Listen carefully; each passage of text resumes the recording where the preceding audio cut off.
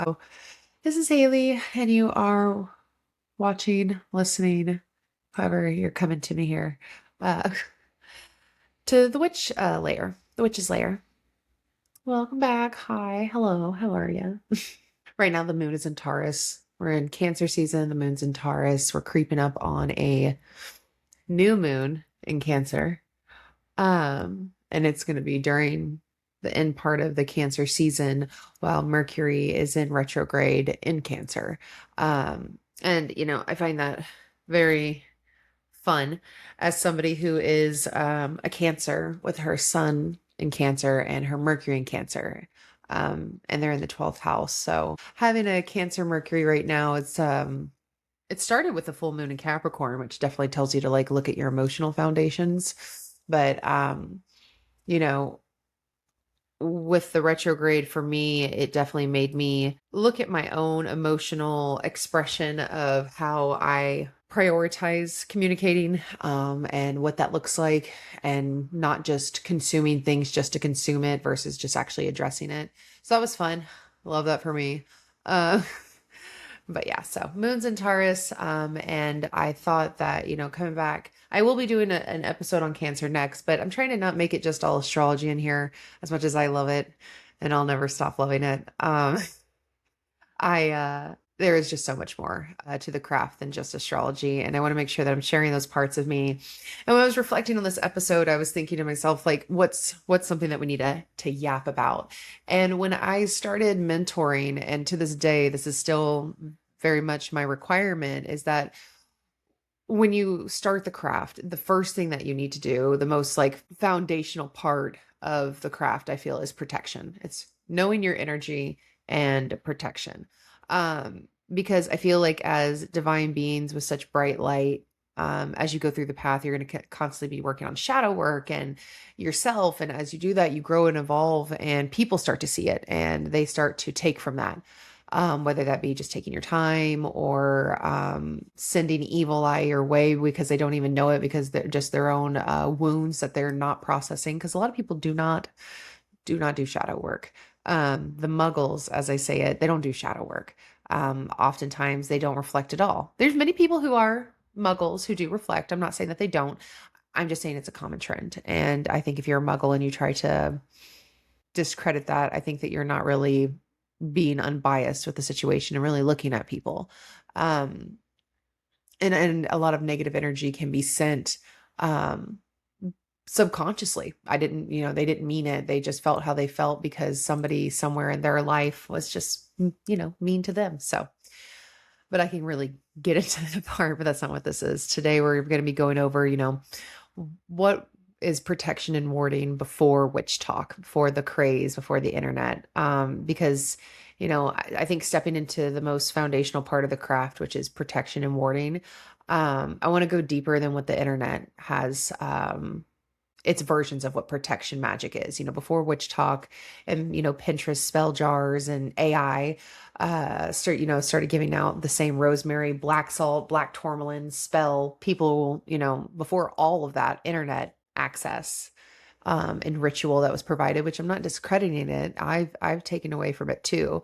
But before this new age modern approach to things, people were, before they were online and consuming information like we do, and being so involved in each other's lives and connected to each other, but not connected at the same time, they were still protecting their homes and their children, their livestock, their bodies, their peace, their spirit, because it's not just physical, it's also emotional.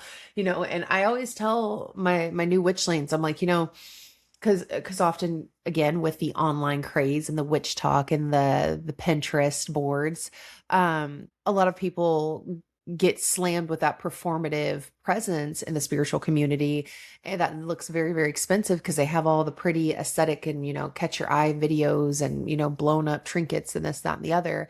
I always remind my new witchlings that the elder witches back in the day didn't have all that. They had what was in front of them. They had salt and iron and smoke and water and this earth, plants and prayers and symbols, brooms and bottles, and thresholds were what they had, and words that were spoken with power. it wasn't the, monthly subscription box from Etsy that they had. And I love it. I definitely have bought those before, but I'm saying that it's not needed. If you're going through, those moments where you can't afford those things, it's not needed. That's not what the craft is. It's great. It's fun. I love it. I make products, but none of it's needed. It's just, it's great to dabble in and use the tools and use those other things, but don't forget the roots, salt and iron, basic things, but are so, so powerful. And so that's what I want this episode to come back to, that not protection in a way of like paranoia or, everyone's hexing me, not fear-based witchcraft, but protection as discernment and spiritual hygiene. Just knowing your no, that's what we're focused on, because warding is not just about being afraid of the world. It's about deciding what has permission to enter your field. So that's more of what we're looking at with this episode. But, before we get into the old ways, I want to separate the two words that get used together a lot: protection and warding. Protection is personal. Protection, it says, this is my body. My body is protected. My energy, my peace is protected. My spirit is protected. My mind is not open access. Protection is personal to the individual. Warding is placed. It's a place-based type magic, if you will. Warding says, this home has rules. This doorway has a boundary. This room is guarded. This altar is sealed. And the space does not receive everything that knocks. That is a ward. My house has rules, and I'm very adamant about that. I'm adamant about talking to your house, having rules. And I do a lot of doorway boundaries and guardians, and things like that, with my protection on my home. And for those who have been here, you witness them and see them. But I just want to make sure that we're aware of what the two differences are there. Protection is personal. Warding is physical, to a structure, a thing, an area, place based. So if you're a baby witch, don't overcomplicate it. Protection is the energetic lock on you, basically. And warding is the energetic lock on a space. So just like a physical lock, you don't put you don't put a lock on everything just because you expect danger and, every second, but you put it there because you value what's on the inside. So don't overthink it too much, but I really do love seeing it as like a lock. I do that a lot when I do energy work. If you have ever had energy work done by me, the very last thing I do, you will see me move my hands in like a locking motion, because I'm setting my intentions into place. And then I smush it out. But I really do think that is a great approach to working with protection. But another part of protection that you've probably seen a lot is, the word is, I rarely have to say it out loud, but it's called apiotropic, and it sounds fancy, and I'm probably butchering it, but the meaning of it is simple. It means to turn something away. So it means something that turns harm away, something that averts evil, something that says, not here, not this house, not this body, not this child, not this threshold. That's what it's like a guardian, if you will. And when you look back in old folk practices, you'll see apiotropic magic everywhere. Carved symbols in wood, charms by the doorway, iron near the bed, bottles, hidden under walls and in the hearth, even prayers spoken over people and animals and lands. The old practitioners may not have, all use the same words we do now, but they understand the work. They understood that energy enters somewhere, so they guarded the entrance. A lot of people are used to the evil eye, or nazar, as it's called, as something that we would hang to ward off evil, to turn something away that is harm. On my home, I have symbols above my door, and I have guardians, which are statues and figures. I have a goose and I have a gnome, and inside my home I have many others. I love to gift little tiny guardians to my friends, just as a form of sharing protection symbols. So many different ways to do those, but those apiotropic items that just turn away are one of the oldest ones in the book. In the South, they would hang blue glass bottles, and it like kind of looked like a tree, and how they would stack them on this like structure. I never understood how they did it. Sometimes it was like an old tree, outside that they would do. And then, they get more technical with it and it would be like this metal, looks like a Christmas tree type situation. Sorry, my microphone is technically broken. So if I bump it, it falls. But one of the things we used to see in old protection is, and I honestly feel like it works. But one of the things that we see in old protection work is thresholds. If you work with Hecate, you're really aware about thresholds. But it was very important in older folk magic about how important the threshold is. The doorway, the window, the hearth, the fireplace, the bed, the mirror, those things mattered. Even down to like the gate, the fence, the porch, the front step, all of it mattered. Because these were places where things cross. People cross through doorways, air and light through windows, heart and spirit gather around the hearth, dreams and vulnerability happen in the bed, mirrors reflect hold. Property lines create the energetic skin of the home. So when our ancestors and old folk practitioners marked doorways and hung charms and laid salt and hid bottles, sweeping thresholds or spoken prayer over entrances, they weren't just being dramatic. They were tending the cross path that says, this is where the outside meets the inside, and I decide what enters. And that is warding, setting the boundary, setting the line, setting the protection.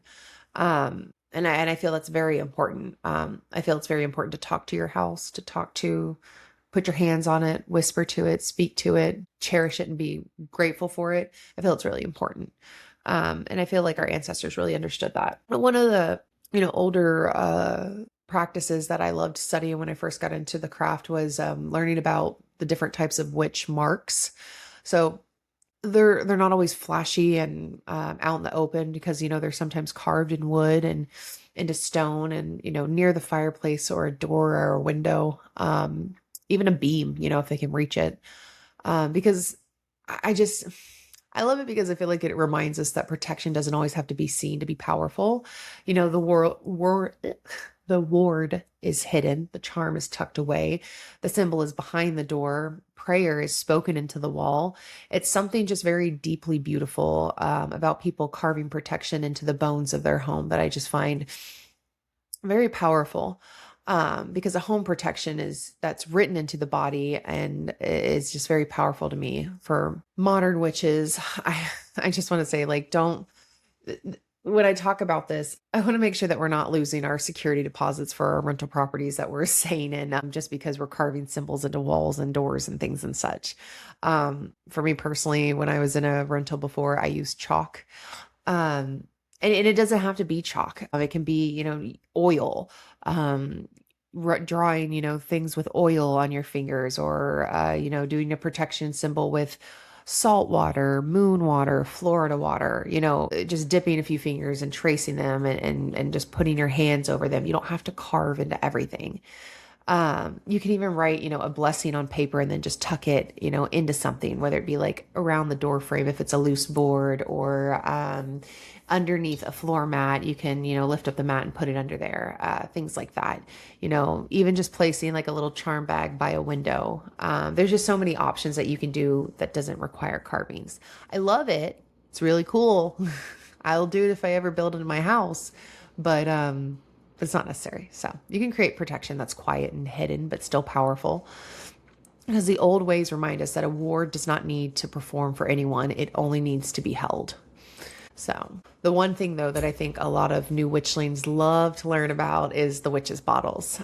Just because, historically they were used for protection containers. They were, often hidden in the home, to repel, or trap, or even counter harmful magic. One of my favorite types of ward is technically called baneful. It's baneful protection. So it means that if you fuck with this, that's when something will come back. Nothing's going to happen until you do something. So what are you going to do?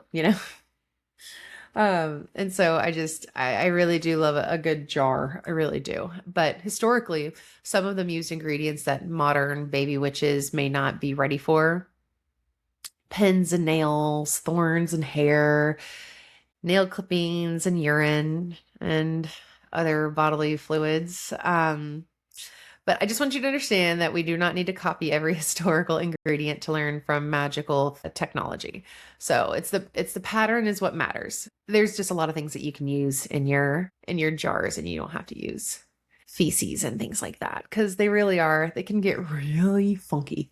They get really funky. The things that I've heard witches talk about putting in jars, and I'm just like, okay, well, I'm gonna stick to like broken glass and some rust, maybe some vinegar, as Elmo would say it, vinegar.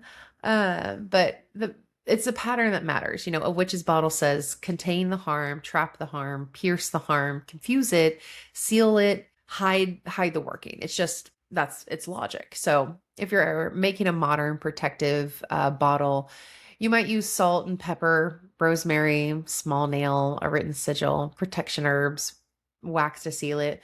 But don't just throw your ingredients in a jar because the internet said so. Know what each one is doing. My little computer. Know what your ingredients are there for and what they're actually doing. And I really do suggest that when you're doing spell work that you're holding your ingredients and talking to them and activating them and whispering to them. It's not just like you see the clips on Instagram and things like that where they're just putting some stuff in a jar. That's just an example of how to like actually assemble it. It's not the actual ritual itself. Know that, salt purifies and preserves, and iron protects and grounds, and sharp objects pierce or stop harmful energy. And there's herbs that can add their protective spirit, like cedar and oak, juniper. And there are so many herbs for protection. There's so many herbs for protection. Read about them. Educate yourself with your herbs because your written command is what gives the work direction. So the seal says this is closed, this is held, this is done.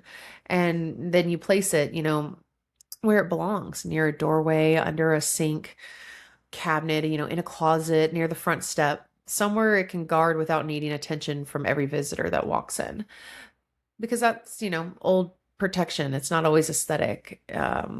A lot of it's not. A lot of it's not, aesthetic. It's hidden and it's ugly and it's practical, and it was buried and it was doing its job quietly. That was how the elders were doing it. And when we talk about elders, I love to talk about what I refer to as a granny magic, which is really just a crone that I'm softening a bit. But because when I think about old protection, I often come back to the women who may not have called themselves witches, though, because it's not just when you say crone, it's not just some mythical, elder. It's the regular woman. Those were the most powerful, and they've always been the most powerful. And as I sneezed, women, ordinary women, who wouldn't call themselves witches were the biggest, most powerful beings. These are the grannies. These are the healers, the midwives, the aunties. Is that the tias? The women who knew what plants to gather and what prayer to say and what sign to watch for and when to tell somebody, no, don't go that way today. In Appalachia, granny magic and folk healing, you see this blend of plant knowledge, prayer, signs, home remedies, and lived wisdom. And I feel like that's, important because not all protection looks like a spell. Protection is a tea. It's a hand on a forehead. It's a prayer over a baby. It's sweeping a porch. Sometimes it's knowing which plant to, put near a door and know what energy in the room has shifted. And I just feel like sometimes it is elder wisdom. So I think us modern witches need to hear that the old ways were not always written down. Sometimes they were taught by watching someone's hands, watching how they cleaned and how they prayed and how they cooked, how they spoke to the land, and, watched how they did not just they didn't just let anybody, come into their house. And that's protection. And, we can't talk about American folk protection without respectfully acknowledging hoodoo, root work, and conjure. And I want to be clear here. This is not me teaching hoodoo or any of those things. This is not me taking a living African American spiritual tradition and turning it into a aesthetic spell jar, content. That's not what we're doing. Hoodoo and root work is deeply tied to the survival, ancestral, the resistance, the protection, the justice, the healing, and spiritual power of an ancestral tie. Protection was often about surviving work for people who were oppressed and enslaved and harmed and, watched, controlled, and denied safety. Spiritual protection was not a cute aesthetic. It was a requirement. It was needed as a survival. It was necessary. So when we talk about protection, we need to have reverence. Some traditions are open, some are closed. Some are ancestral, some require teachers, some require community, some require initiation and or cultural belonging. And part of being a responsible witch is knowing the difference between inspired by a pattern and taking from a practice that is not yours. So the takeaway here with it is that, honor the tradition, learn from the right voices, pay practitioners for their knowledge, and do not flatten sacred survival practices into content. It's disgusting. So I need to make note of that. But as we, look at protection, I feel like it's really important to do a focus on cleansing, because cleansing and protection are very connected. You cleanse to remove, you protect to strengthen, you ward to keep it from coming back. And a lot of people use that word smudging for everything involving smoke, but not every smoke practice is smudging. Different cultures have their own smoke practices and purification practices, blessing practices, and cleansing traditions.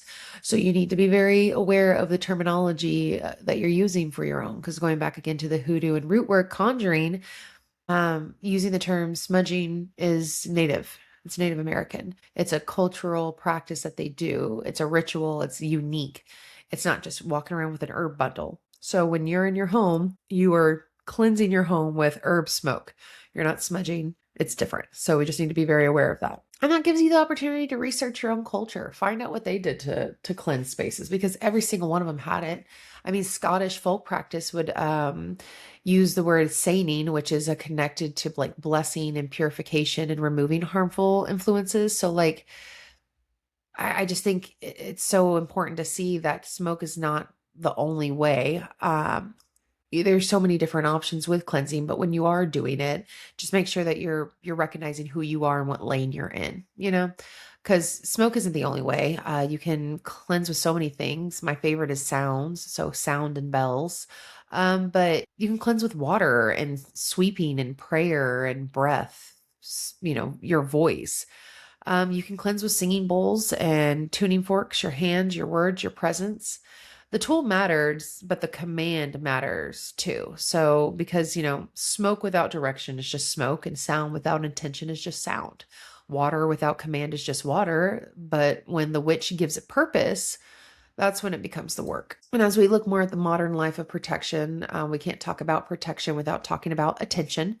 Because the evil eye is one of the, oldest and most widespread forms of protection belief. And at its core, it's about the harmful gaze, envy, obsession, projection. Excuse me, my brain just glitched out.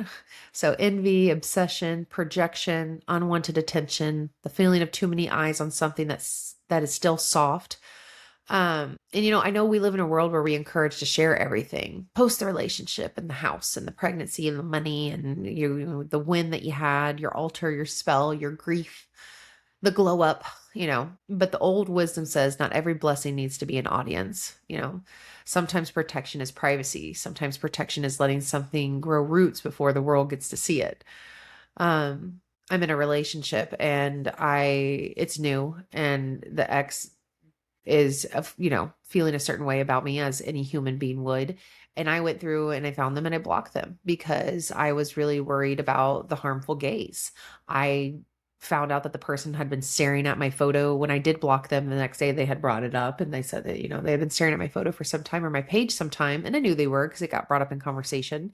And I was just like, you know what? You don't get to look at me. Because maybe they're not, wanting super negative of me. And from what I've heard, they've never said anything negative about me. But the obsession and the projection and the unwanted attention for me was just, it was just too many eyes on me, and I didn't like it. And I think that's for me, I find sovereignty in it because I actually put the boundary. I put the protection ward. I said, no, thank you. I'm good. And I think a lot of people deal with that with people online where they're like, yeah, they're just creeping my page, and it, it's something that you have to take control of and say, that's enough for me. And I've said that with a few people recently. I'm like, I don't need to do this. I'm good. Because, protection isn't about, explaining yourself and your relationship and who you're committed to. And it's not letting people watch your healing in real time or announcing your next move. A private life is not a boring life. Let's remember that. A private life is, can be just a protected life. And so when we talk about the evil eye in modern witchcraft, I don't want you to not only think of the blue charm that hangs in your car, but I want you to think about the energetic exposures. Who has access to your joy? Who has access to your child? Who has access to your relationship, your plans, your altar, the softest parts of your becoming? Because protection is not only what you put on, sometimes it's what you stop giving away. And that's been a big lesson for me because access to me is something that seems to be the challenge. Like people like to take and have access to me. And it's like, no. But let's talk about the tools because the tools do matter, but it's not the whole spell. The tool is a body for the intention. So instead of grabbing every protection ingredient you see online, learn about what each one is doing. Like I said before, salt, it purifies and presorbs and absorbs and creates boundaries. I love a good salt bowl.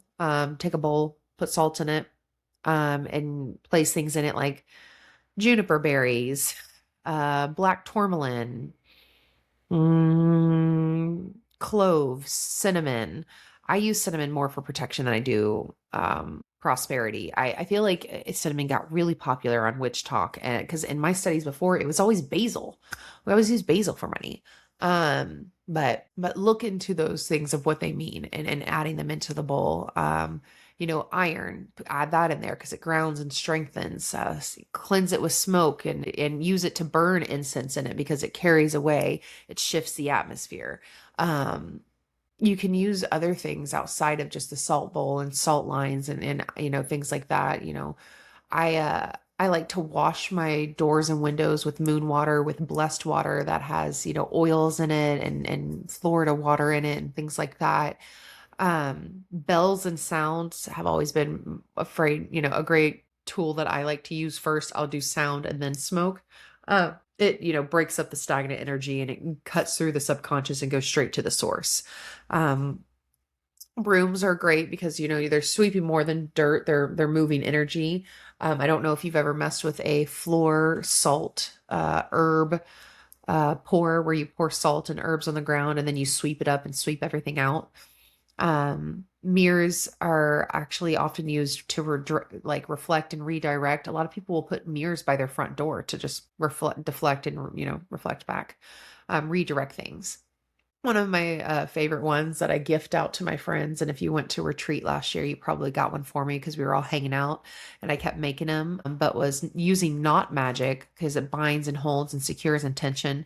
I just took cord and I had it like in my mouth and I was just braiding it. And as I was braiding it, I'm thinking of the intention of what I'm packing into it. And I'm seeing the energy go through my hands and even my mouth because breath and this energy here, is very, very important. And so tying knots as I go and then knotting at the end, a really great form of old magic. But even, your herbs, planting specific herbs for protection, planting them in specific places. Prayer and spoken command, I feel like gets discarded by witches often because we're so triggered by the church. But spoken word is really powerful, powerful prayer. It doesn't always have to be to the Yahweh, Jehovah type presence, but it just gives magic direction. And this is where I want, baby witches to slow down and don't just ask, what ingredient do I need? Ask yourself more, what is the job? What am I doing? What is the cleanse? What am I protecting? What am I redirecting? What am I binding? What am I sealing? Am I hiding? Am I strengthening? What am I calling in? Am I keeping something out? When you know the job, you know the tool. Pretty practical. So, sorry. So if you're new to protection, here's a place to start. Your body. Before you leave your house, I want you to place a hand over your chest and over your belly. Big deep breath in, big deep breath out, and repeat, my energy is mine. My spirit is guarded. What is not mine does not attach. What means me harm does not enter. I move through this day protected and whole. That's protection. Mind you, you don't have to say exactly what I just said. Figure some shit out that you like. Use AI for it. I don't care. Just find something that works for you. Take a moment, center your energy, say some shit, and protect yourself. Ward yourself. Protect yourself. And then start with your doorway. Clean the door. Physically clean it. And as you're going through it in a bucket, I will take like I said, I'll do like right now, if I was to get up and make me a quick wash with what's on hand in this house, water. I've got some Capricorn moon water.